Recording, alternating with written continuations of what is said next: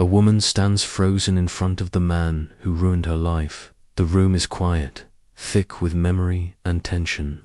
Her hands tremble not with fear, but with the unbearable weight of what she's about to say. For years, she's carried the bitterness like armor, the anger like gravity.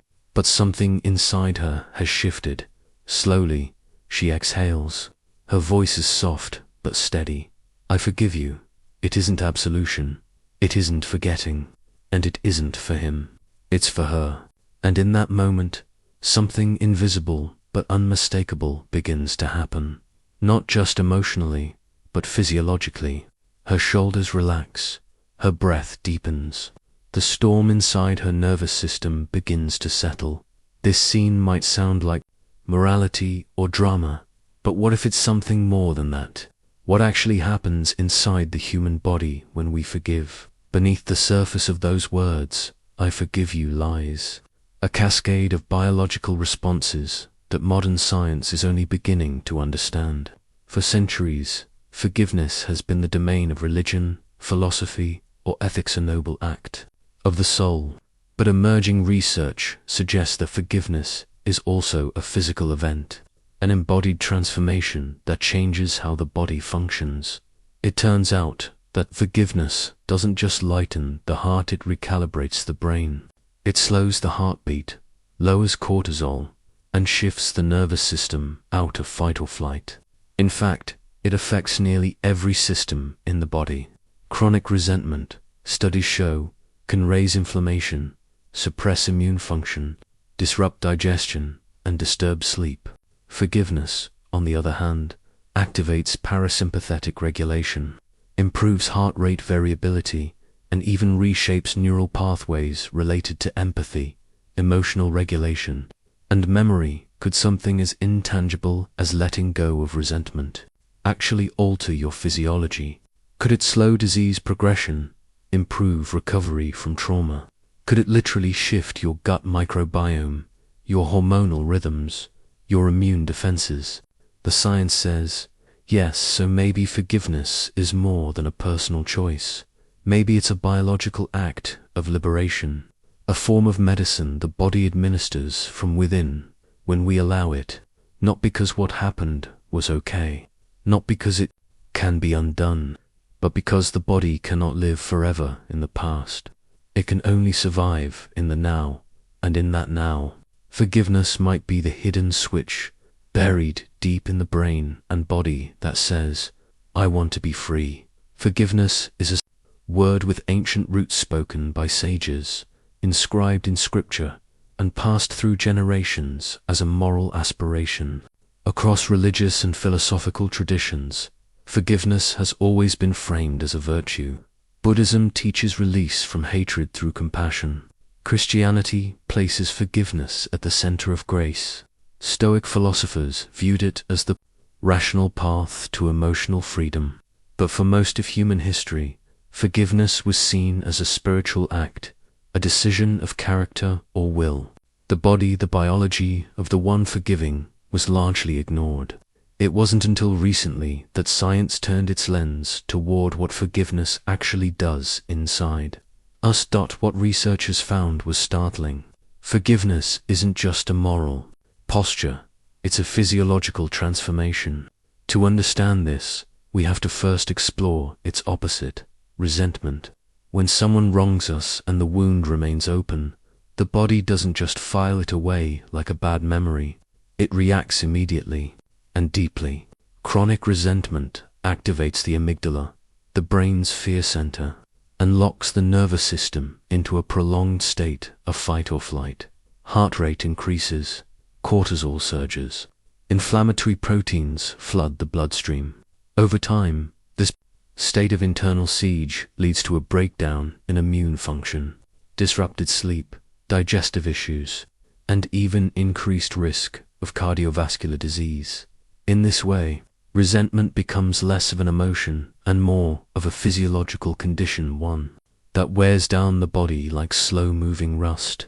And many people live in this state constantly, whether from betrayal, abuse, family rifts, or societal wounds.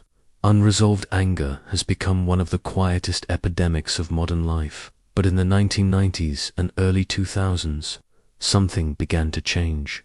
Pioneering psychologists like Dr. Everett Worthington and Dr. Fred Luskin started asking a revolutionary question. Asterisk, what if forgiveness wasn't just good for the soul? What if it was good for the body? Their studies across populations and cultures began to reveal a consistent pattern. People who engaged in structured forgiveness through therapy, journaling, guided visualization, or intentional release experienced measurable improvements in physical and mental health. Blood pressure dropped, symptoms of anxiety and depression lessened, sleep improved, even chronic pain diminished. In some studies, forgiveness was more effective at reducing stress markers than standard talk therapy or medication. This discovery couldn't have come at a more urgent time.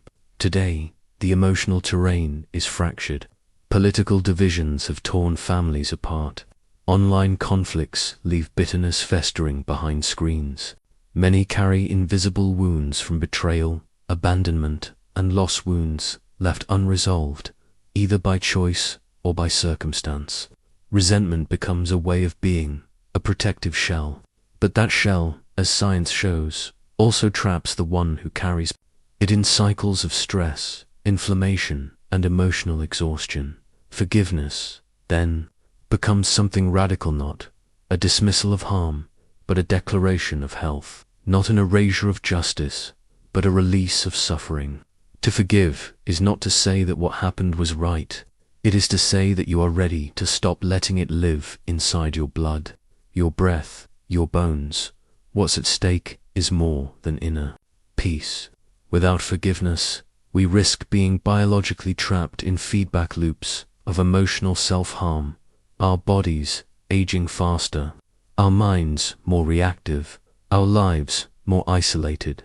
But with forgiveness, we glimpse something easily forgotten in the noise of conflict, healing, real, measurable, biological healing, the kind that doesn't require forgetting the past, but does allow the body to step out of its shadow.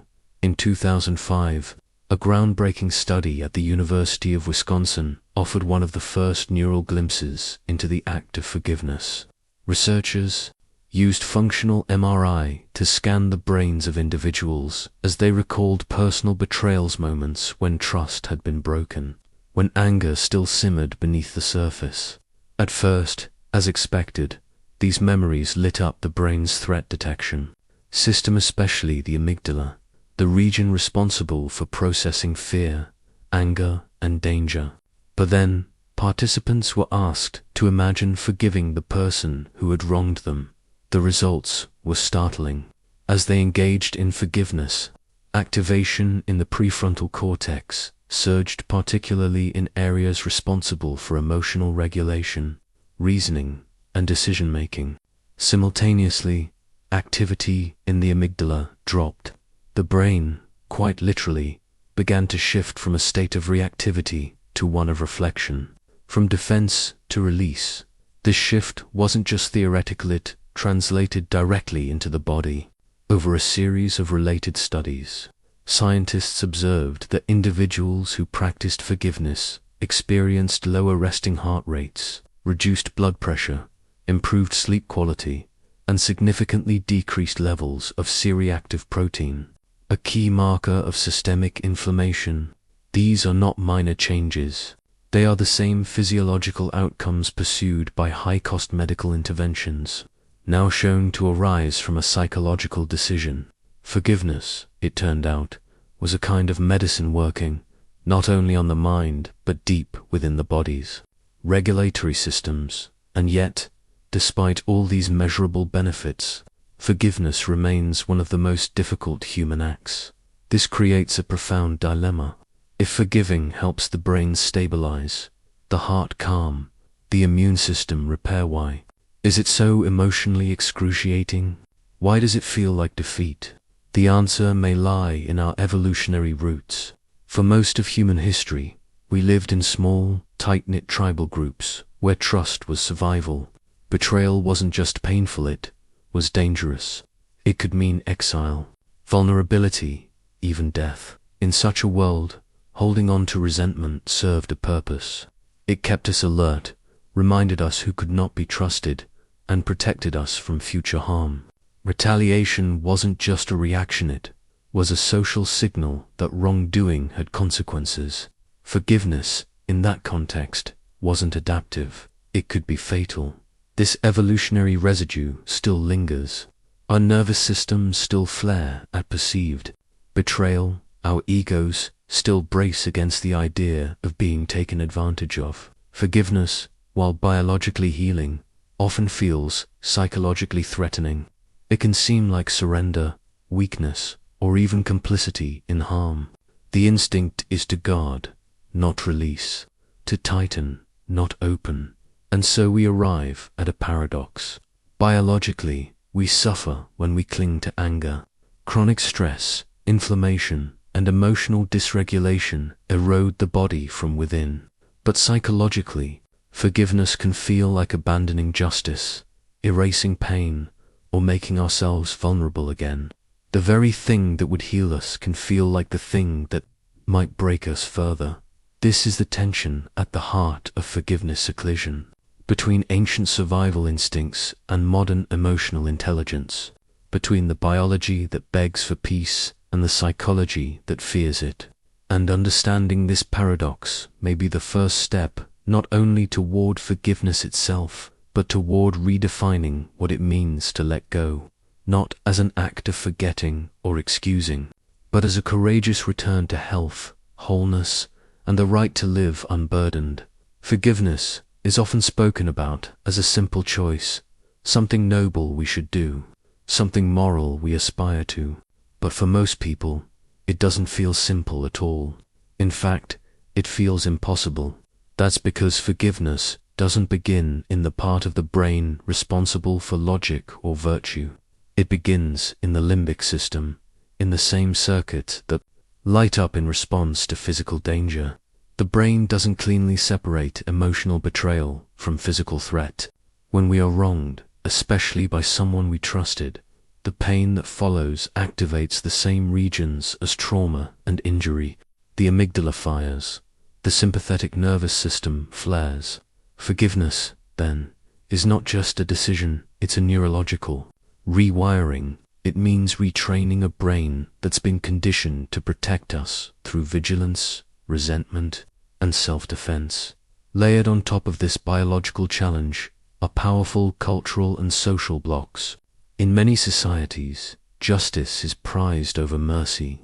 Forgiveness is sometimes framed as weakness, as a failure to confront wrongdoing, or worse, as complicity. In some cases, it's even weaponized, demanded from victims too early, used to suppress anger, or twisted into a moral obligation that lets perpetrators avoid accountability.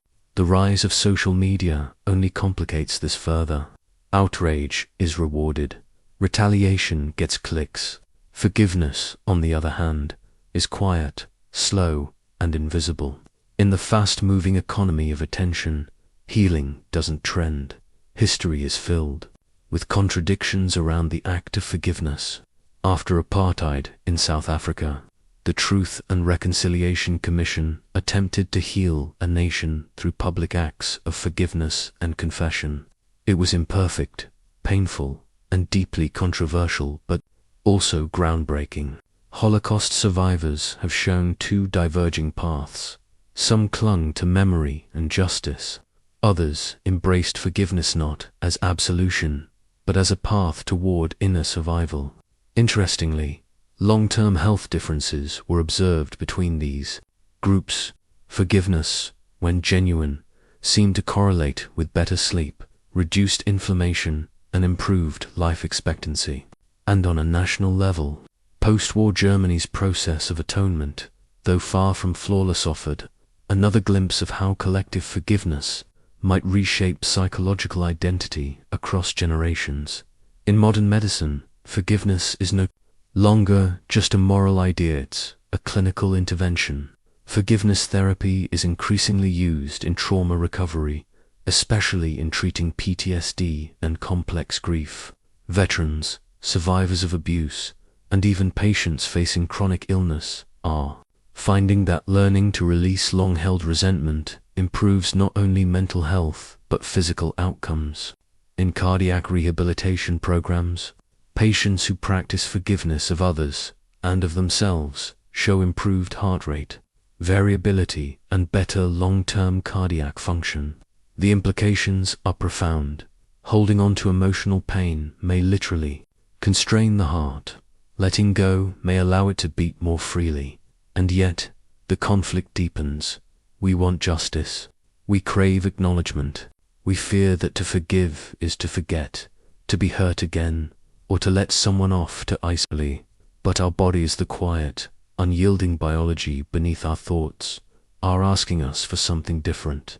They are not concerned with punishment. They are asking for peace. They want us to exhale, to soften, to sleep again without replaying the wound, to move through the world without the weight of carrying someone else's harm. This is the tension at the core of the human condition, between the mind that holds grudges for safety and the body that suffers because of them, between a world that applauds vengeance and a biology that thrives on release. Forgiveness, in this light, isn't just a decision. It's a brave act of rebellion against the reflexes of fear, a reclaiming of the right to heal. For much of history, forgiveness has been misunderstood. It's been seen as surrender, as passivity, as moral elevation detached from real-world harm. But the deeper truth, the one emerging from neuroscience and physiology, is far more radical. Forgiveness is not about excusing the harm done. It's about reclaiming your biology from the grip of the past. When we forgive, we're not letting someone else off the hook. We're releasing ourselves from the continuous internal reactivation of pain, the stress, the inflammation, the relooping of memory that hijacks our nervous system. Forgiveness is a profound biological act, one that brings the body back to safety. The twist, revealed in recent research, is that forgiveness doesn't just feel good. It changes how the body functions on a cellular level. Studies now show that people who genuinely forgive show increased vagal tone, key measure of how resilient the body is to stress. The vagus nerve, which controls the switch between fight or flight and rest and digest, becomes more responsive. In other words, forgiveness enhances our ability to shift out of survival mode and into states of calm, connection, and healing. It doesn't just soothe the mind, it upgrades the body's entire stress regulation system. Even more surprisingly, forgiveness rewires the brain. Functional imaging shows enhanced activity in the default mode network, a brain system associated with self-reflection, empathy, and the ability to imagine others' perspectives. This is the same network suppressed in trauma and hypervigilance, meaning that forgiveness helps restore not just peace, but identity. It strengthens communication between the prefrontal cortex and the limbic system, allowing for more effective emotional regulation. At the same time, it dampens the reactivity of the hypothalamic pituitary axis to stress pathway that floods the body with cortisol during anger, fear, or anxiety. Through this process, forgiveness acts like a neurochemical reset. Clarity, calm, and cognitive integration where there was once only chaos. This changes everything. Forgiveness is not a soft option. It is not weakness. It is, in fact, one of the most sophisticated adaptations the human body can perform. It takes an enormous amount of neural coordination to override survival instincts, reframe threat, and release what was once justified anger. And yet, when we do, we make space for something extraordinary: balance.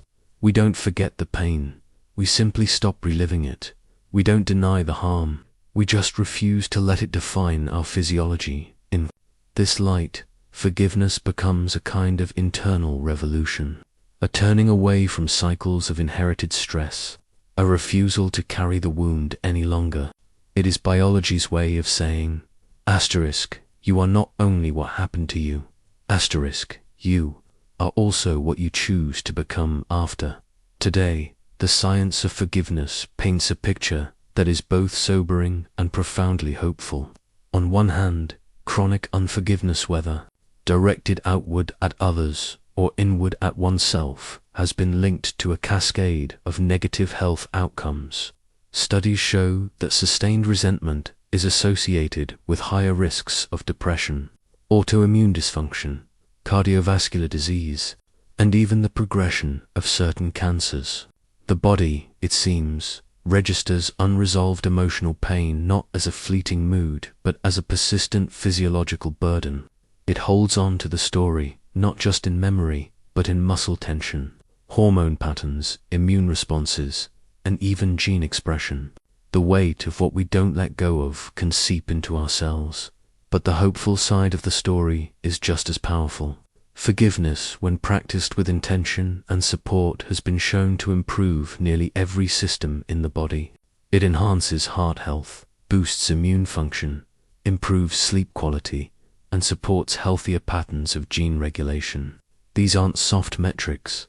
They're hard biology, observed in blood samples, heart monitors, and neuroimaging studies. Forgiveness, it turns out, is not just a spiritual concept or emotional aspiration.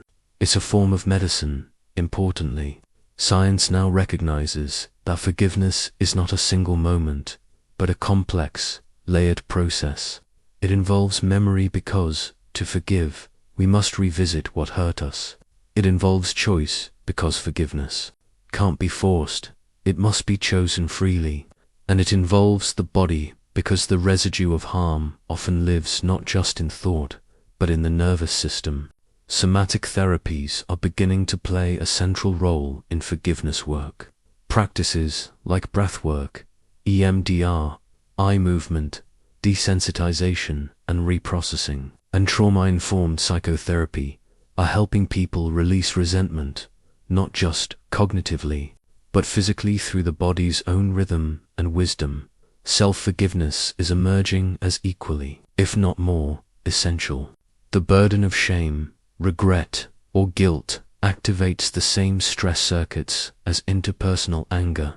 But those who learn to forgive themselves through compassion practices, journaling, or therapy show reduced cortisol levels, improved neurochemical balance, and better emotional resilience.